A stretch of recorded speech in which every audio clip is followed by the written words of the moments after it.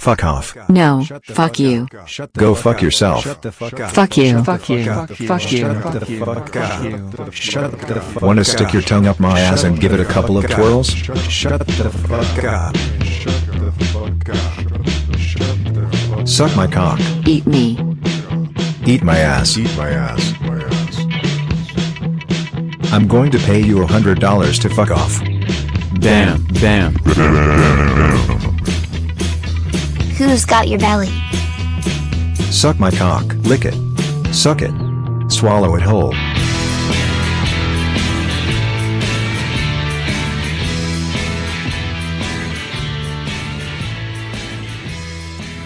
Thank you, fuckers, for joining us this week for the Trailer Park Boys Fan Federation podcast. I'm Morgan Rector.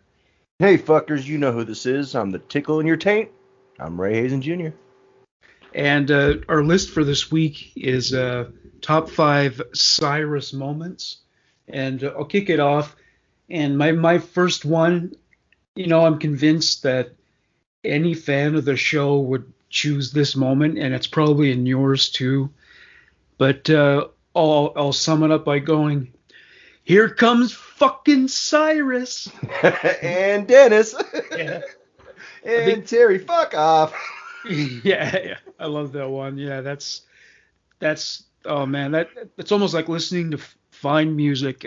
I always have to stop and really focus on that one. Yeah, that's it.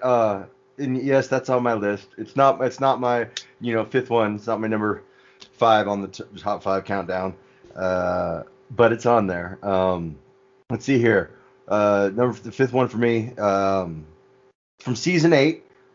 Which, no, that one's not. Okay, anyway, season 8, it's when Cyrus and Sam are trying to buy the park, and if you remember, it's after he split with Barb, and so he's got half and she's got half, but Leahy's got the 1% deciding factor, and frickin' Julian and Barb are in cahoots trying to buy the park with Leahy's 1%, and Cyrus, remember Cyrus has got Sam working for him because he works for Kraft Dinner. Yeah, it was so funny, bro. That stuff was that was in Don't Legalize It, where he was paying them in Kraft Dinner. Oh, you're right. It totally was, huh? Yeah, they were working together in season 8. Yeah, but season 8 and Don't Legalize It kind of bleed together for me. Well, I mean, I think they were more like partners in season 8, whereas in Don't Legalize It, Sam was just such a low point that he was willing to work for Kraft Dinner. Yeah. But anyway, they're at Julian's bar and they're having a good time, and then Cyrus and them show up and they're and they get in a big old thing. He's got his gun out, Ricky's got his gun out, and everyone's putting it off, and then they're making fun of him. You didn't realize about the 1%, and you have to have the majority, and then they're sitting there, oh no, blah blah blah, and then Cyrus has to have last word, so he's just looking at him and goes, you know what, guys, it ain't over till the fat lady sings while she's blowing me, Yeah. Yeah, that must have been like a little bit. That reminded me of Andrew Dice Clay. That's like something. Oh, totally. And I love the Dice fan. I grew up listening to Dice fans. And yeah, so I mean, when I heard that, that shit was hilarious too. If I have trouble going to sleep, I listen to The Day the Laughter Died. Listening to that one. So my next item was it's where he's cheating off of Jacob's neck when he was writing the exam for grade 10. Grade 10. He wrote on his neck and on his sleeve or something like that and got caught. Yeah. That's a good one. And Ricky's in there he's smoking and he's blowing it into the desk like no one's gonna know. Yeah. It's like who's there? Knock who's there, 10. Not you, because you're not in grade 10. You didn't pass grade 10 yet. If you remember, Cyrus shows up to the park later on, and shoots at him, because he lost the grade 10. Remember, and they're outside I think the Airstream, and Ricky's like, Bubbles, trunk, guns, I need some backup, because and that's as a matter of fact, that's when Sam shows up because he's looking for J-Rock and Julian. because that's the Bear Pit Project. That's the episode. And then that leads into one of my favorite Bubbles moments. Remember, because at the end of that episode, that's the last episode of the season, and it ends with the car chase where Bubbles is driving, and he thinks then the kitty's in the road, and he swerves and crashes, and with the cows, pretend like you know me, all that shit. Yeah, that's all that. That's great. All right, the reason I rambled a little bit there is because my number 4, you already stated, it is that part in the Shit Puppets. When they show up, but it's a little more. It's like, when they show up, they're like, "How are we gonna announce ourselves?" And they shoot the bang, and he goes, "Here's Cyrus. Yeah, works for me." That shit. Here's Terry. Just shut the fuck off.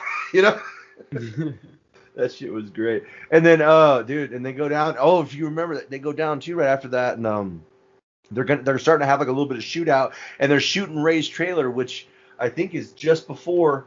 It's a little bit before Ricky burns it down, right? He burns it down the next season or something, doesn't he? Or yeah. First his trailer gets shot up, and then it gets burned down. Yeah.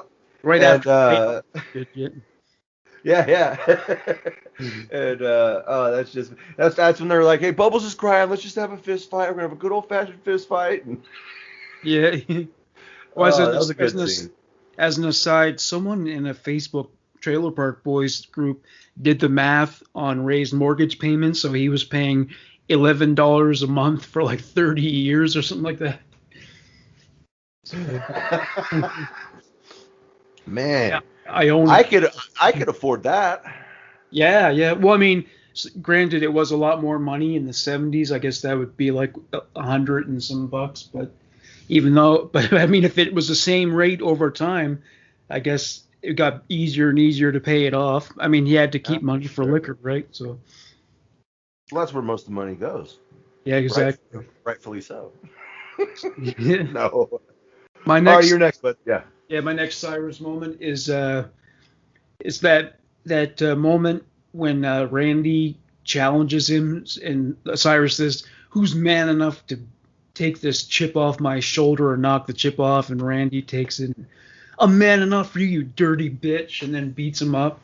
Because it's always funny when Cyrus ends up being beaten up or outclassed by someone else. He acts tough, but someone always manages to make him back down. Mm-hmm. It's funny because that is exactly my next one too. It's the rubbing Tizug. And I mean I love it from where he first pulls it. Like if you watch that whole scene, we back up to just before that part too. Like Ricky's sitting there, they're all standing there, and if you remember, that's when Corey and Trevor inside jerking guys off, and he pulls up with. Do you ever notice who's the random chunky girl with the short curly black hair that, like, with all due respect to her, she's probably a lovely woman, but she is not even the most attractive girl on set at the moment, and she's getting out of Cyrus's car. You know what I'm saying? And it's like, I'm like, who is that? And then Ricky's like, because fucking Cyrus is like, maybe walks in the motor. "All right, ladies, the boss is here." And he pulls his little gun out, and fucking Rick's like, "Take your little gun and fuck off, Cyrus." And Cyrus is all, "Why don't we fuck on?" And then he shoots his gun. And then, remember, they're like, "You're not going to shoot." So he starts shooting the gun off at Corey and Trevor's, "Well, dance, boys, dance." And he makes them dance. Yeah.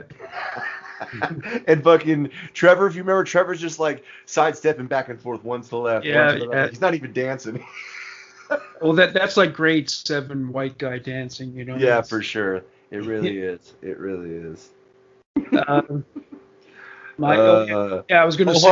One more thing. And if you remember, right before Randy walks up, it's kind of a funny Randy going at Cyrus moment, though, so it fits. But Ricky's talking about Randy, and that's the moment he's talking about how, Randy can't really move with them pants on, but when he takes the pants off, watch the fuck out. He means business. Yeah. That shit's great. All right, go ahead. We've seen what happens when he damages his pants, or he starts crying and shit. My best pants! My best pants! My next Cyrus moment was it's from Say Goodnight to the Bad Guys. It's the part where the robbery starts happening with Cyrus has his gun, and at one point he just says something. I'm probably not getting this right, but it's like, put down the chicken and the dope. It's just the way he says it, like really fast, or give me the chicken and the dope or something. Yeah. Yeah. No, it's put down the chicken and the dope. Yeah, because they're yeah, because they got all that food, and they're sitting there. He's robbing the VIP section, right? Yeah, it's the second time in the series that someone got robbed for food. Well, actually, no, in the same episode, because before that, Sam demands Ricky's sandwich, and then there's Cyrus robbing them for fucking fried chicken. So, yeah. Well, I mean, if you want to get technical, I'm pretty sure Phil strong arms Bubbles for some bologna at one point, too. Oh, yeah, he ate 9. Well, then he freaks out. Then so Bubbles is like, fine, Phil, take the whole fucking log, dude. Here you go. Because he's like freaking out over there. I know. Go ahead. Yeah. Okay, so what's your next one? Okay, yeah. Okay, so number 2. Which it's one of my favorite moments for most of them, really. I've mentioned this one before a few times, but it's in the ship blizzard. It's the shootout at the end of the ship blizzard. I mean, when they come up with the Cyrus, it's my name with an arrow pointing at it, and all that, and fucking, with the Corey, Trevor, you all right? I think let's fuck down, like that whole shit. Fucking calling Bubbles the Hubble Bubble telescope the whole time, and fucking. Getting in the shootout with the dude, I don't know, just that whole the end for the hash driveway there. That ship was at the end of ship blizzard. That stuff cracks me up. That whole scene. Oh yeah, it's our fucking hash. Yeah, it's our fucking Luther cover. Okay, so my last one is well, actually, you mentioned it earlier. Paying them in craft dinner. So he had Sam working for him in Don't Legalize It. Who was the other guy? Was it Tommy Bean? I know he had 2 guys working for him. I don't think Tommy Bean was there yet. Because Tommy Bean first started coming around, I think, just before they bought the motel, didn't he? I think that may have been like season 11 or season 12. I think I was 10. Might be 11 though. Yeah, looks like Daniel Stern from Home Alone. Yeah. Yeah. Totally. But I know that I'm positive that he had 2 guys working for him. I just can't remember who the other guy was now. But it was definitely Sam Wasco. But that was hilarious to me because. Well, didn't he have Terry and Dennis with him? Wasn't the grandma there? No, the grandma wasn't there. No, this was the last movie they made. Yeah, Sam Losco was definitely an employee. Fuck, I'll have to look it up sometime. But that was really funny to me as a Canadian, because if you're poor in Canada, you're gonna eat a lot of craft dinner. I believe you guys call it craft cheese and macaroni, or macaroni and cheese. Is it macaroni and cheese? Yeah, it's probably the same product, but for some reason it has a different name here. But if you're broke in Canada, you're going to be eating a lot of craft dinner, and it's not even $2 a box. And so to think that was Sam Wasco's fucking salary, that was the wage he was working for. So I thought that was pretty fun. Yeah. It's robbed. Have you ever? Oh yeah, what's your number 1? I don't think we got to your. Oh yeah, my number 1. Oh, okay, real quick, I got 2 honorable mentions real fast. Number 2 is all of season 8. Basically, he's in it a lot. He's predominant in there. Him and they make reoccurring appearances. Well, I mean, not a lot, but a lot more than normal. And that's where you get the liquor ball sandwiches scene with Leahy, and frickin' he gets in a shootout with Sebastian Bach at one point. He shows, I don't know. There's just a lot that goes on, and it was really funny. And then And yeah, my other honorable mention was what the one you just named was in Don't Legalize It when he comes in and robs Julian for the fucking piss, dude. Oh yeah. For piss, bro. Which is so funny. It's like depart like when they're fighting on the side of the road, the boys, and they're arguing is right after the Dirty Burger burnt down, which might I say crushed me. Like that crushed. I love the Dirty Burger. That is one of my that is my favorite Sunnyvale business. And I played Trailer Park Boys Greasy Money. If no one else plays it, you guys should download it and play it for free. It's totally fun. Trailer Park Boys Greasy Money. But it's my favorite business on there. It's the first one I leveled up everything. But anyway, when that burned down, and then they're on the side of the road, and Julian's like, the quality and the freshness of the piss matters to these people. So you get it. You get the point. Like I never put that two and two until like right now when I'm saying it. So the quality and the freshness of the piss mattered to Cyrus. Yes. Yeah. You know, when I first saw the movie, I didn't understand why Julian had all those dicks. I didn't know what the hell that was about until I finally found out later on. I guess you told me it was so that if the guy actually has to give a urine sample in front of someone, he can use that and somehow expel it that way. Well, a lot of them will have a built-in tube, but some of them you just like tape the tube underneath. You know what I'm saying? So like when you just pull it out and hold it, you do it. But you got to be careful. You got to make sure you got the flesh tone that kind of matches your skin color. Have you had to do piss tests for like insurance and shit? Oh yeah. Probation, parole, all that stuff, dude. Yeah. You can't smoke weed when you're on parole, right? Well, parole's different. Parole you totally can. They don't really care about parole. Parole cares like they don't really care about like or probation. I must be thinking of probation. That, yeah. Definitely, county probation has always cared. And But there's always been a way around that. You get your prescription at the time, and then you just go to the judge. Once you have a prescription, the judge will approve it, and then they get sent over to probation. Probation will approve it. You can't just you can't just get your prescription and then go probation. Fuck you. No, they'll still say no. You have to go to court, but then the judge will honor it. Like that's just because they have to. It's the doctor's prescription. But yeah. Have you ever smoked White Widow? It's a strain of weed. Oh yeah, dude. Because I'd never heard of it until like the other day, and I just bought it today, so I'm gonna smoke it for the first time tonight. Well, you should fire one up right now, dude. Nah, that'll ruin me for the rest of the show. I won't be able to think, and I have shit that I have to do the rest of the night. For me, responsibility and weed do not mix at all. You gotta let the weed do the thinking, man. Like the liquor. But there is no thinking.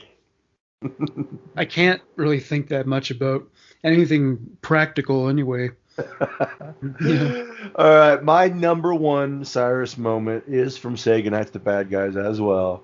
But it's just slightly earlier than when they rob him, and it's when he first shows up, and like Jacob's like, "Sorry, Cyrus, no dicks," and he's like, "What's that say on the guest list? Cyrus +2, get out of my way. I'm sorry." Goes in there and he's fucking dirty dancing, and then Ricky's like, "What is fuckress doing here? Are you dirty dancing?" And he starts coming out like, "What's wrong?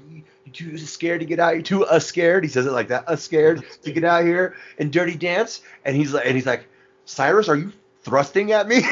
And Cyrus is like, he's thrusting like right into it. And then he grabs loose. "We gotta do the nastiest dirty dancing we've ever done." And they're out there just. And then Cyrus and two chicks get too nasty for him. It was so funny. And then, you know how Cyrus always says, "Fuck off, I got work to do." Like it's his catchphrase. We love it. We love it around here. Yeah. We love it around here. But in this scene, when he goes to the VIP room, as Ricky likes to call it, the VIP room, he was walking by and he goes, "Fuck off, Cyrus. I got some sitting down to do." One runner-up for me is from the first episode where Ricky and Cyrus meet for the first time in that convenience store, and for Cyrus says to Ricky calls him a heavy metal dick, and then Cyrus says to him, "Heavy metal dick," and Cyrus says to him, "Why don't you go back to the bowling alley you came from?" Yeah, it's funny because I can picture Ricky being like a real committed bowler, I can see that too. Oh, for sure, too. For sure. You know, but I love it. Like your very first introduction to Cyrus is, "I'm Cyrus, and I don't give a fuck who you are." Yeah. Yeah. Oh, that shit was gold right there. Cyrus is not a main character, and he's only around a little bit, and I do think that's what makes his appearance special. I mean, there's moments where I'd like to see him more, but if I don't know if it would have the same effect and appeal that he does if he was there all the time. You know what I'm saying? And Yeah. so I do enjoy Cyrus, and it wasn't easy figuring out all the stuff that was in there. You got to search for Cyrus episodes. Yeah. Yeah. Well, he doesn't even, I guess, count as a supporting character. He just makes a lot of cameos, so maybe that was why. Yeah. Yeah, I guess he is just a cameo character, huh? Yeah, it's kind of like Jacob before he knocked Trinity up. So he was just. Yeah. Oh yeah, I was thinking earlier too. How funny it was after Randy was fired from the Dirty Burger, Jacob would wear the T-shirt, but he'd put like electrical tape over Randy's face. Walked around like that all the time. I remember that. That's funny. Man, I want a Dirty Burger shirt. I've been wanting to get one. I'm gonna order one of these days.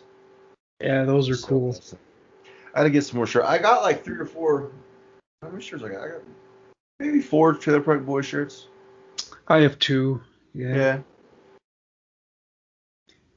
All right, so next bit for this episode, we did random thoughts before, and so I had this idea, kind of a variation on that.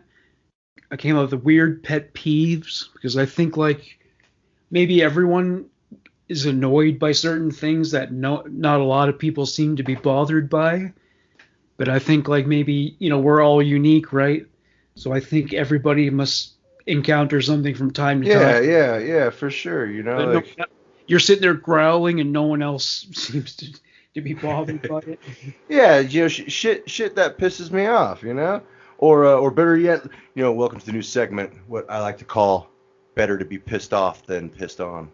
Yeah, that's a good one. All right, you want to go first, bud, or me? I got a couple things here that I was able to think that'll piss me off. Well, this one is like, okay, I'm sick of acoustic guitars. I mean, there are rock songs that I really like that have acoustic guitar, like "Patience" by Guns N' Roses, some Led Zeppelin songs, and a few others. But generally speaking, when I hear like about some indie musician and their whole thing is to play the acoustic guitar and sing, I'm not interested.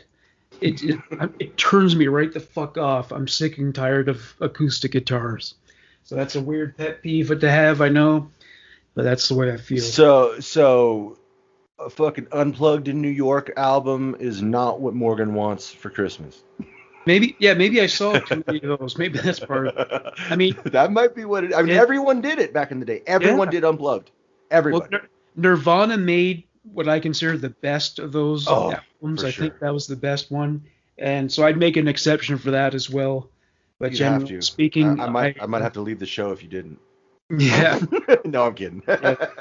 That's a good album. Like I said, the second half of GNR Lies, and Led Zeppelin created some great songs with acoustic guitar. For sure. Yeah.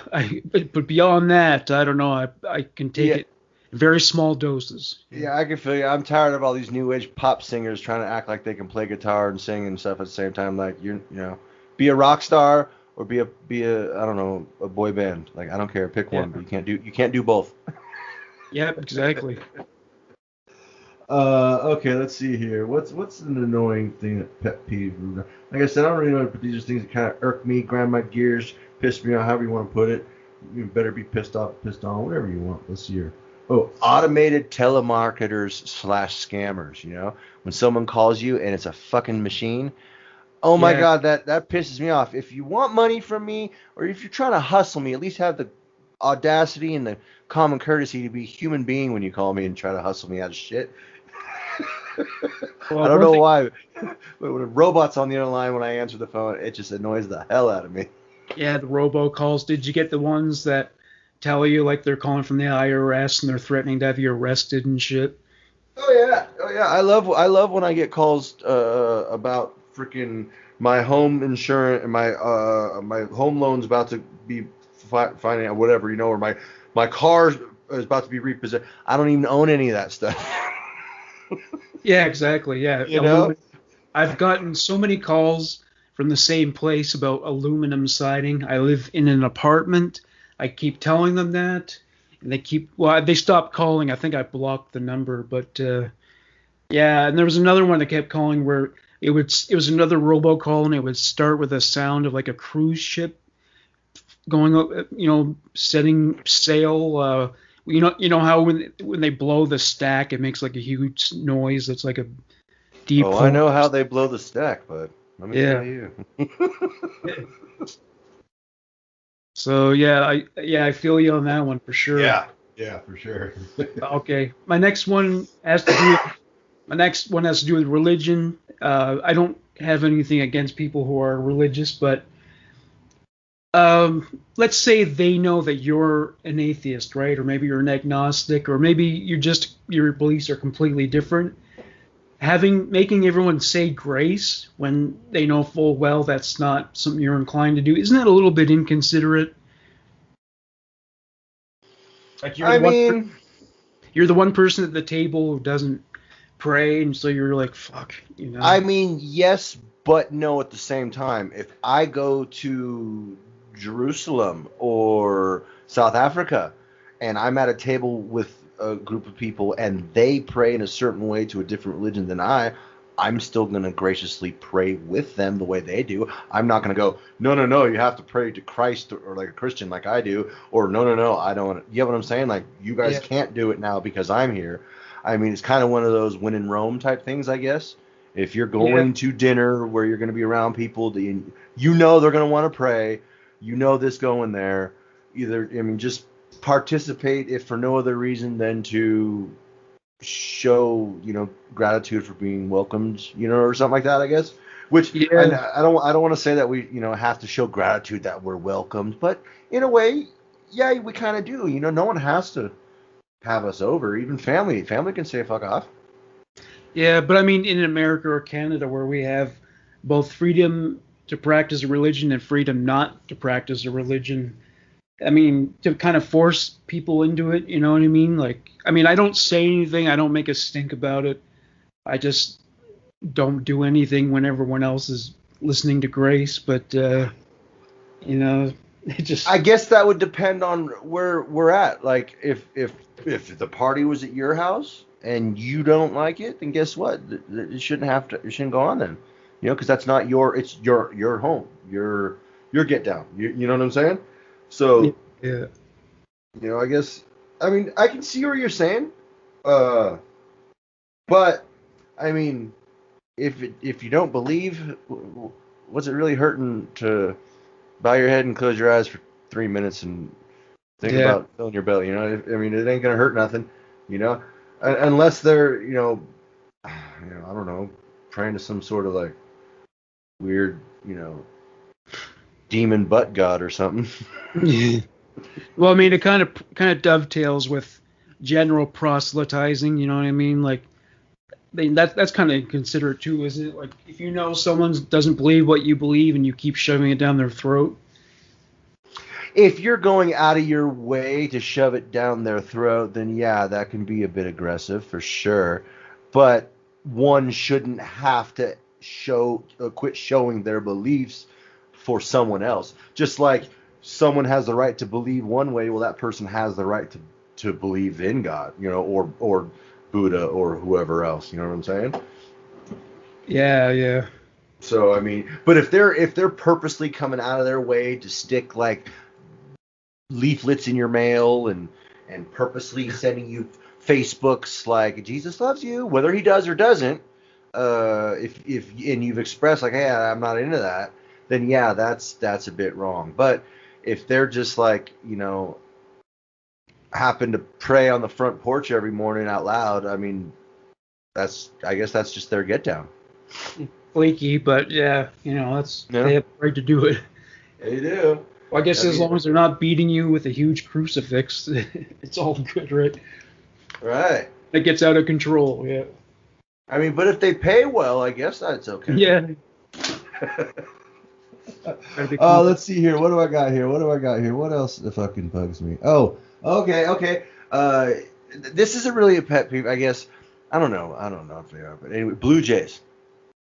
The bird, really? Yeah, the bird. I guess I'm more like I hate to say it, but like a birdist, like a racist towards birds, like a You don't like birds? speciesist. No, I love birds. I love all animals. I love all birds. I can't stand blue jays. What is it that they do that you don't like? They're complete assholes to everyone and everything. I've watched it for years. My grandpa was the first person to tell me like 25 years ago, 30 years ago. He was like, blue jays are little assholes, man, because he had a little orchard in the backyard with cherry trees and all kinds of stuff, plums, and the blue jays. I'm telling you, they did it back then. I got bird feeders out back. I feed all the little birds out here. I feed the birds. I feed the neighbor dog. I got the little squirrel thing I put over here for the squirrels in this tree over here. I feed, and I'm telling you, all the birds, if you out back, there'll be like 2 dozen birds of different types, and so everybody's fine. When blue jays flying, they fly in a little group of them. They push everyone out. They're the bullies. They're the assholes, dude. They're the guys at school that stood up on the they're like the jock dudes who weren't nice, to you. They're like the jock dudes that wanted to take your money. So then people like me and other people are always fighting. I used to fight with so many jocks for that reason. It was funny. I played sports. I was a stoner that played sports. They didn't understand it. I like sports just because I like smoking weed doesn't mean nothing. But anyway, yeah, blue jays are assholes, man. They pick on everybody. They push their way out. They're fucking, dude, they're mean. And so I don't like it. I don't like bullies. I've always been one of those guys, when I see a bully, I'm like, well, why don't you try bullying me, dude? It's not as fun and easy as bullying someone else, especially now, 6'2", 265. Like, I'm not an easy guy to bully. I'm not the biggest, but I don't push down very well. When my pants come off, watch the fuck out, Yeah, right. Now, I like cardinals, and they seem to be kind of like, they're very similar to blue jays, just a different color.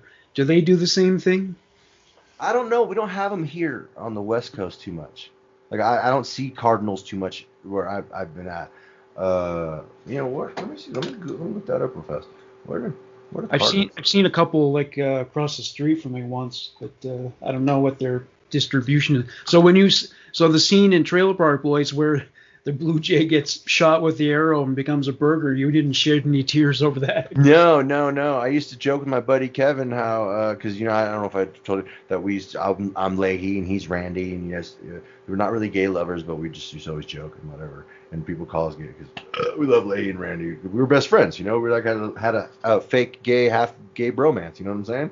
Mm-hmm. But anyway, I used to tell him all the time, like yeah, I will go shoot and you can make you a blue jay burger right now better than anybody, Kevin. He's like, I know you would, buddy, because he knows I can cook too. So it really would be shit. Yeah. Okay. Cardinal right here. Cardinals are found primarily in eastern southern Dakota. Cardinals are common and abundant in Iowa, Missouri, Illinois, Indiana, and Ohio. Most cardinals in Nebraska are found in the eastern half of the state. Northern cardinals are common in Kansas, more so in the eastern half. So yeah, it's all over the East Coast. I'm looking at it. You got some like Mexico, Gulf of Mexico, Texas, and then straight up East Coast over Kansas and all that. Nebraska all the way over is all the way to the East Coast. Up through Maine. So yeah. So over there by you, yes sir. So where California. Yeah. I know, yeah. So but yeah, they look similar. I'm looking at the picture. It looks like it's a red jay is what I would call it. Yeah. For sure. They must be related. Yeah, somehow. I guess it's like two different breed of dogs or something like that. All right. So my next item is having you ever had someone just talk endlessly about something you're not interested in, and they don't seem to be aware that you're not interested in, like your eyes have just glazed over and you don't give a shit and you want to be polite, but they just won't shut up and they're just, and you're bored, and so that can be annoying. Yeah, for sure. Yeah. When they're like feigning like they're paying attention and they're totally not, and they're like, yeah, whatever, I really don't care. Kind of like how when you're dating, part of the deal is listening to her talk about her day, and you're probably just gonna spend an hour going, yep. She wants you to know every detail, and they're not always that interesting. Maybe if she was a firefighter, maybe it would be more interesting, but it's never that Right? exciting, you know. If you were dating like a stunt woman or a freaking like Porn star. Like, or like what? actually, no, Or you like, probably wouldn't like want one of to those parachute like jump like into fire or like into the ocean to save people, you know, like in that movie. Like that would be exciting shit to hear about. But yes, porn star. You know, I don't know if I could date a porn star though. Like, Well, yeah, I was just thinking about Jenna Jameson. She had a couple of kids, and they're both boys, I think. And it seems like that was a mistake because, I mean, it's bad enough when other kids are telling you, yeah, your mom's a whore, your mom's this and that, but your mom's phone there's numbers. proof. Yeah, your mom's phone number's on the wall of the Texaco bathroom, all that kind of shit. But their mom fucking, did everything on video, and it's out there. You can go on the internet anytime and find Jenna Jameson videos. Yeah, and all their friends all jerked off to it at least once. Oh yeah, all their Like friends. everyone. Yeah, she was the queen of porn for a while there. Yes. And so all their buddies are gonna be beating off to her, probably their friends' fathers too, and so that's got to be humiliating for them, Gotta be. I mean, because kids talk shit. People, we all say, "Mom, of this." It's only really hurtful if it's actually partially true. So if your mom's number is on the bathroom at the Texaco station, then it actually does hurt. You know what I'm saying? So when they're like, "Yeah, your mom's a fucking dirty porn star slut," which Jenna, I love you. Thank you for all the lovely hours that you put out for all of us, for all the selfless work that you did. I salute you, my dear. But yeah, being her child, that I guess would be rough. Like, fuck, I don't even want to. I have a mom, and I don't even want to think about the fact that she has a naked. You know what I'm saying? Let alone a sex. Yeah, I don't think you should know what your parents should look like. Naked. I think that's a bad idea. Oh. But yeah, I don't know if I could date a porn star. Like I said, I could do porn if I had a girlfriend. Like we could do it. Like I could, which I mean, I've done amateur porn. Like it's out there. But like I couldn't just like be at home like doing my podcast or making my 3D or go work in the kitchen at the restaurant or whatever and come home and she'd be like, "How's your day?" And be like, "Oh, it's great. I've modeled this new character and freaking, we did an episode and then I, fucking made some cool steaks and how was your day?" "Oh, I did a quadruple gangbang with fucking 17 dudes and like nine dicks in my ass. It was pretty cool."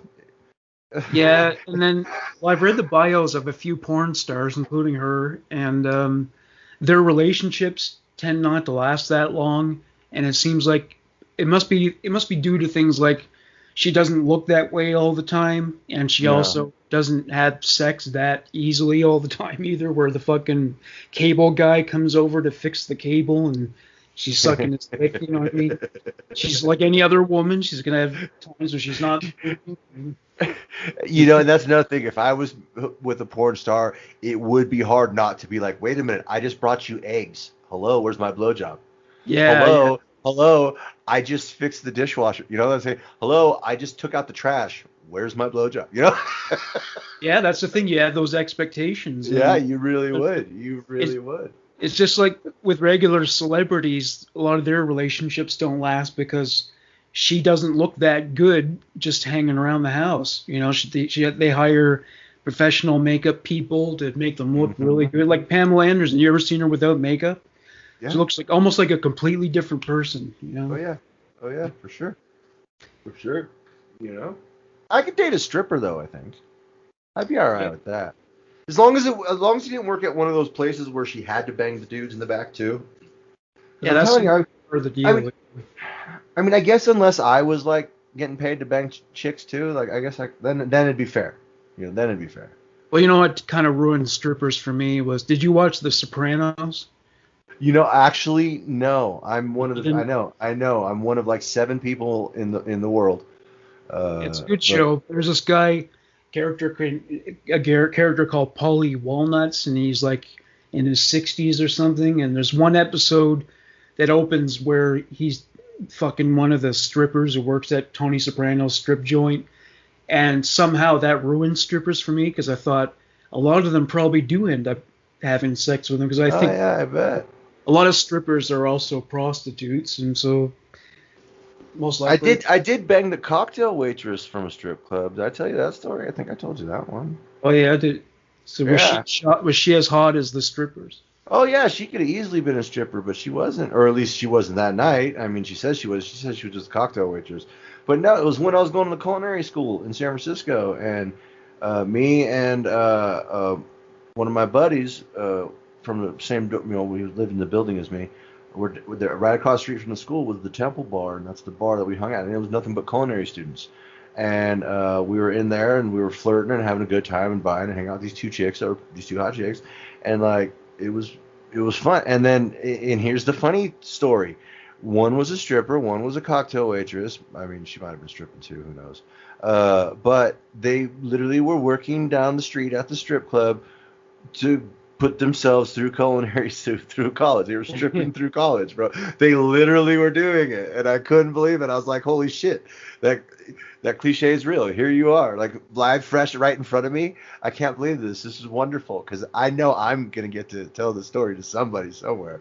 And but yeah, and fucking, and it was a really cool experience because they gave us passes. It was free to get in. All we had to do was buy our first drink when we got in there. The cocktail, I mean, they were already feeling us. The other girl, like my buddy, and the cocktail waitress girl was on me, and fucking she bought my first drink for me and everything. And then we ended up going back when they got off work. We took a cab back to their hotel, to their dorm room, which was because they went to the culinary school like we did. They were students, but like I said, believe it or not, they really were.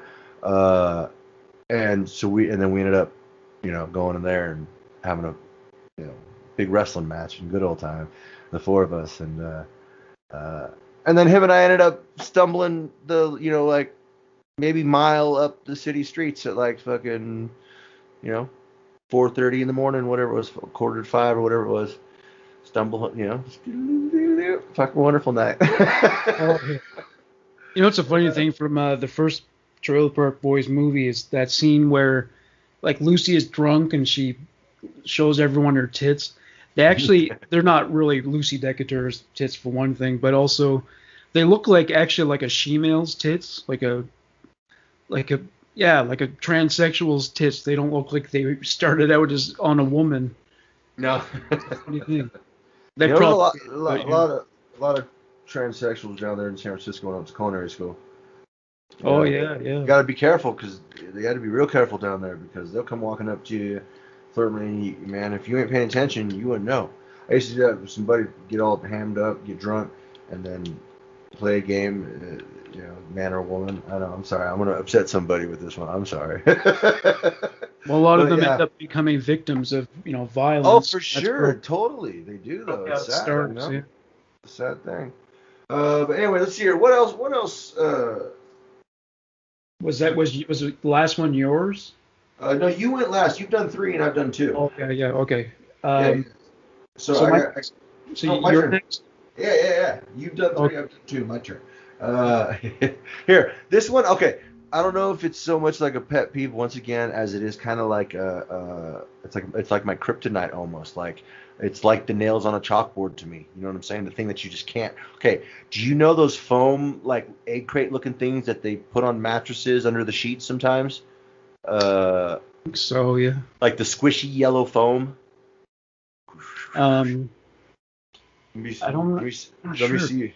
Let me see if I can find a. It's been so long since I got a new bed that happens like once a decade or once every 2 decades.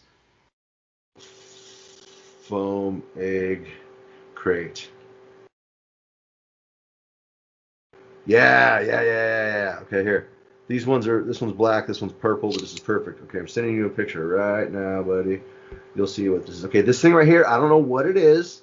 I cannot touch it. I cannot. So like there used to be one on the bed at my grandma's house, not the one like where the grandma lived, but my dad's mom. When I was a little guy, the bed I had down there, she had one, and like I couldn't change the sheets myself if the thing was on. Like I can't touch it, dude. It's weird.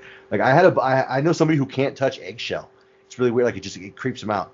And like those foam You see what I'm talking? You see what I'm talking about now? Yeah, I feel yeah. I was actually like that at one time with styrofoam. Like I would keep getting this weird sensation, like I want to bite it, and yet that's the last thing I would want to do. Yeah, I used to chew on styrofoam. I don't know why. I used to do that. Yeah, I know what you mean. Having these weird tactile. Yeah. I don't know what I can't touch that shit, bro. Like if you showed up at the front door and just had that in your hand and threw it at me, I'd probably like like a fucking little girl and turn and run. Like if you came at me with a sword and armor of that foam shit, I'd be like, okay, you win. I give up. Arrest me, whatever. All right, my next pet peeve. Again, this is not something I hear a lot of people complain about, but I don't like blunt speech. I mean, I do recognize there are times when it's necessary, when somebody has to be put in their place, but there are people who it's just the way they talk. You feel like you're just being told off constantly, even though they're not really telling you off. But I just find it really irritating after a while. You know what I'm saying? I think I do. People who just they're always talking as if it's short. Like, dude, like, okay, let me tell you what I was trying to tell you was like, hey man, this is what you're supposed to do, bro. Like. Okay, I get you. Talking to you as if they were a drill sergeant all the time. Yeah, I get you. Because I mean, there's nothing wrong with receiving information and giving it and all that, but you gotta be a good source of it to want to for people to be good receptors to it. Get what I'm saying? Like, you can't be a fucking dick. Well, yeah, at its worst manifestation. I mean, unless she's a prostitute, then you can be a dick, right? Well, blunt and I meant that in a way like they like dick. Well, it's at its worst when the person has no filter. They just say whatever comes into their head. So they're just like pointing out your idiosyncrasies, your flaws or whatever that, we all know we have flaws, but it's kind of annoying having someone constantly point them out or yet, I don't know, maybe you repeat yourself and they're like, yeah, you already said that. You know what I'm saying? They just won't cut you any slack at all. Mm-hmm. Very understandable. Yeah. It's like I was kind of digging Jennifer Lawrence for a while, and then she mentioned in a podcast that she's blunt. So I thought, yeah, that could be tiresome after a while. So. Yeah, I don't know, bud. Shit. She's one of those chicks. She said, some women are really serious about staying friends after the breakup.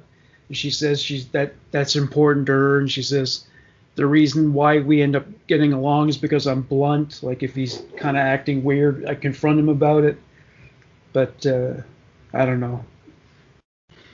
Well, see, I can respect stuff like that, like, because I'm kind of a blunt person. But see, there's a difference between being forward and blunt and being an asshole. There's a total difference. Like, because I can approach someone and be like, hey, bro, this is what I'm seeing, and is everything all right? Like, hey, what's going on? And I can be blunt about, well, you know what, dude, you're being mistaken in what you're saying right now. That is not what that person said or meant. Or, like, you can be forward and blunt and not. But if you're always an ass, like, about everything, then, yeah, I could see where it's rough. Yeah, but, like, I don't really pull punches or sugarcoat things, but I'm not mean about. I guess it's more tone. I guess if your tone is from a place of reason and understanding, and genuine concern, I guess, or genuine desire to help, then maybe people can be more receptive to it. But if you come at somebody with a drill sergeant like tone, like you said, then no one's gonna be. No one likes being yelled at. No one's receptive. Yeah. I'm definitely not gonna be receptive to someone yelling at me. Fuck no. Like, don't yell at me. We'll be fighting. But again, I mean, I do acknowledge it's necessary. Like, as you would attest, in prison you have to be assertive. Like, it's like this guy was saying, like, maybe you're a generous person, maybe you share something with a guy, but he said in jail. Say you gave a guy like a fucking Oreo cookie, he says he'll be coming back every fucking day to get more. So you have to like say to him, look, that was a one-time thing, And it's just they say like constantly in prison, whatever people are doing that bothers you, you can't be passive aggressive. You have to tell them right away. Oh yeah, no, because that shit will start to eat. Because think about it, if you're sitting somewhere with somebody for 4 years and they're doing the same thing every day that annoys you, and you don't say nothing, eventually you're gonna stick a pencil in that person's eye. You know? Yeah, You're yeah. gonna No, flip. you're- So yeah, you got to be able to discuss things. You got to be able to talk about it, and that's where and being in prison is another place where you really learn to be receptive to criticism at the same time because it's the same thing. You know, unless you want to be fighting people all the time, you got to realize that you're stuck in a little box with people, and you got to learn how to meld together. I guess is a way to put it. You know? yeah, right. Okay, here's one. Here's one that gets to me a little bit. Cashiers who can't count. Oh yeah, yeah. I almost Like, got charged. I almost got charged like more than double for an item yesterday, so I can relate to this. Yeah. Oh, that's horrible.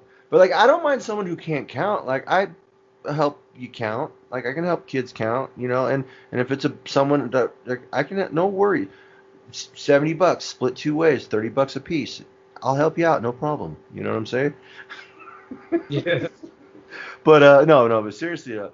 But like when you're just sitting there and you're watching, like you're like 3 people in line and you're watching them just try to count money and change, and they're just failing, and it's like, oh my God, it's 5s and 1s and 10s. Like, come on, we covered this stuff 20 years ago in school. Like, come on, buddy, right? Like.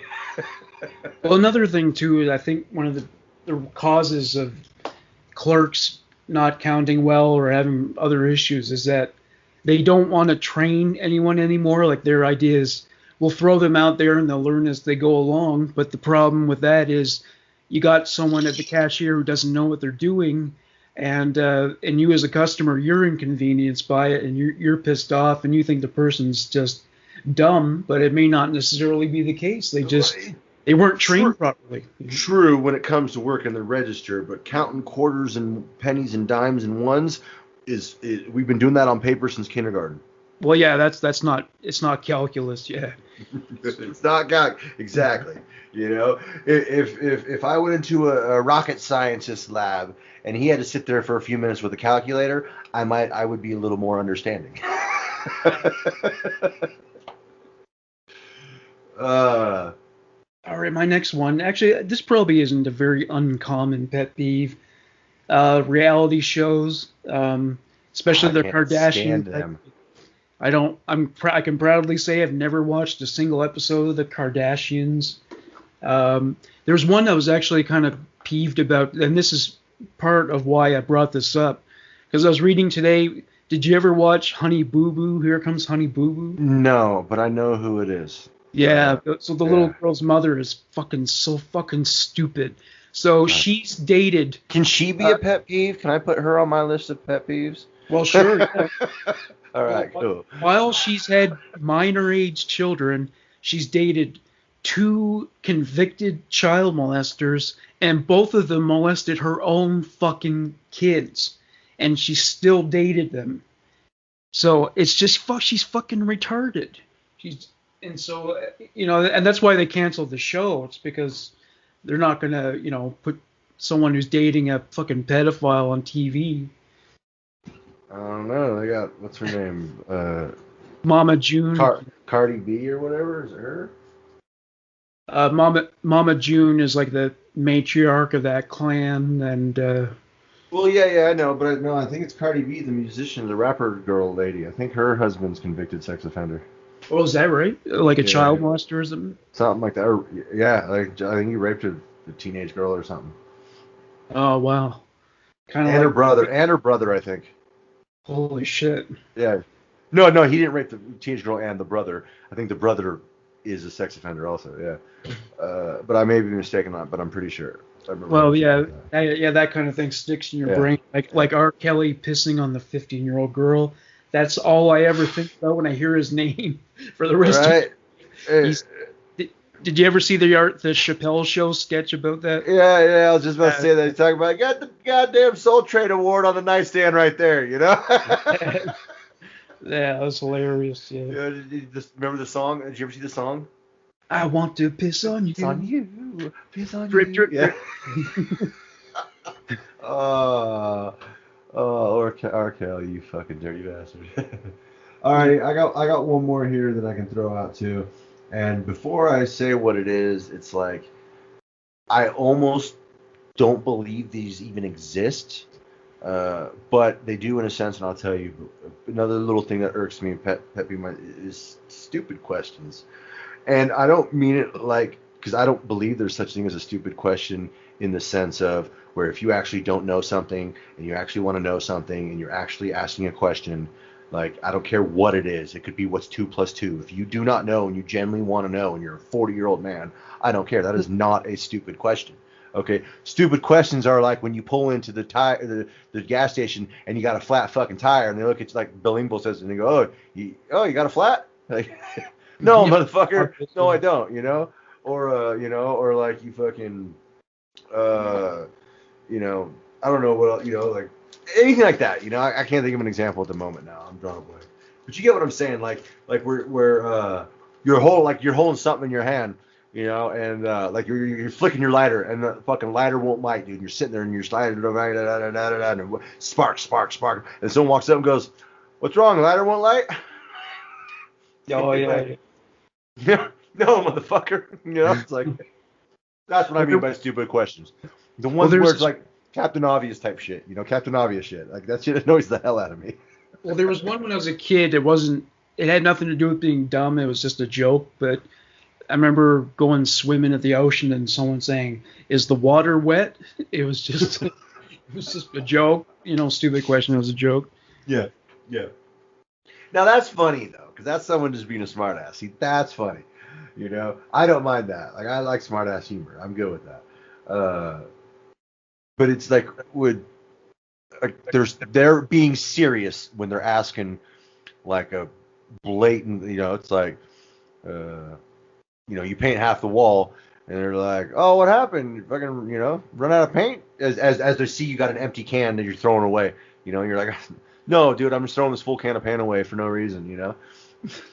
Oh yeah. Well, actually, there's this is not on my list, but I just remembered a pet peeve now. I fucking hate painting, like house painting.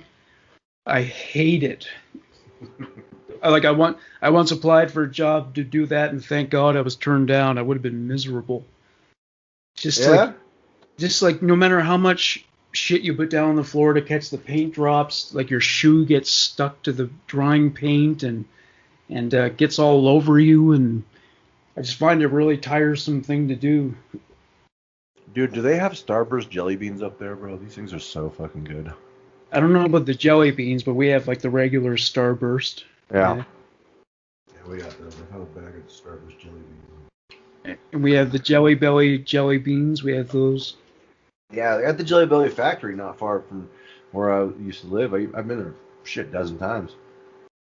Oh yeah. Oh yeah, that's good stuff. Oh,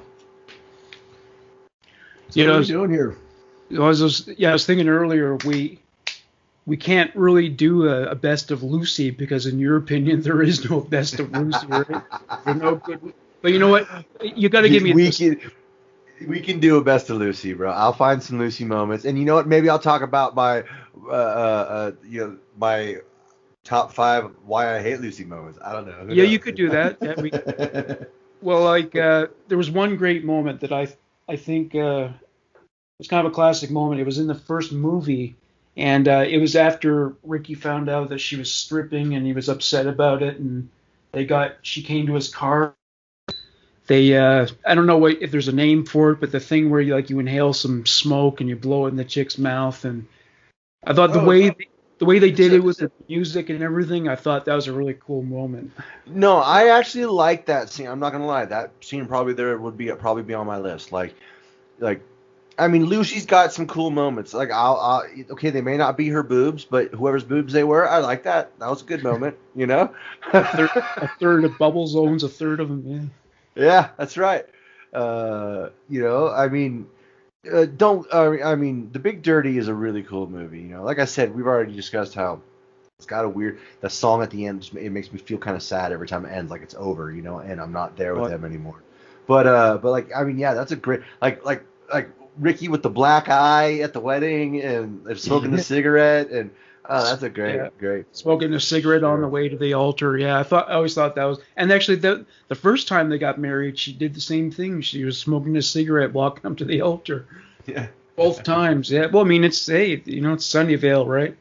For sure. You don't wait till the reception to start smoking and drinking. You do that in the middle of the ceremony. But yeah, we could do Lucy next time if you want, man. I don't mind. Okay. All right. Well, yeah. Well, you know what? I can do best of. You can do worst of. We can do that way. You won't have trouble coming up with those. Right.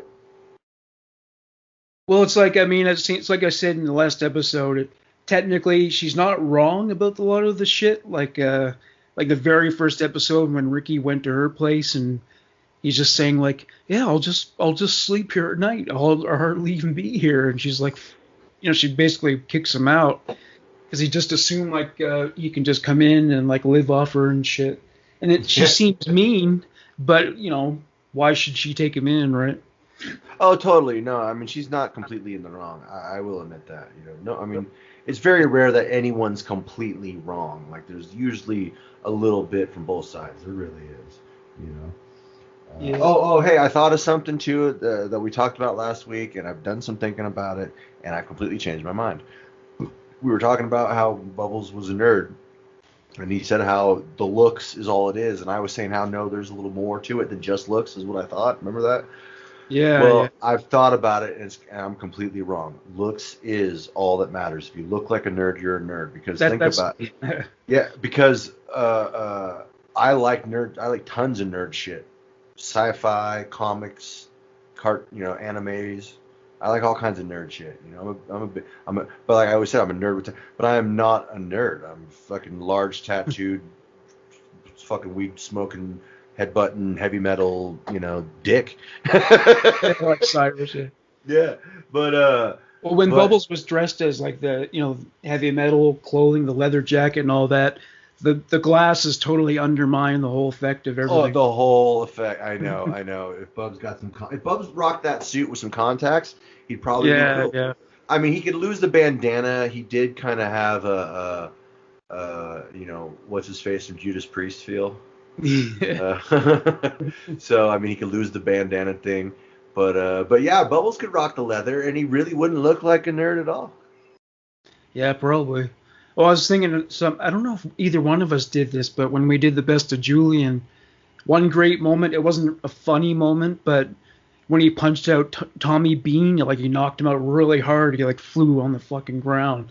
That was a really cool moment, like after he bought the motel, punched him out, and Tommy's like, "Oh, fucking destroy you!" Picking up his slingshot and shit. Oh, that fucking slingshot, man.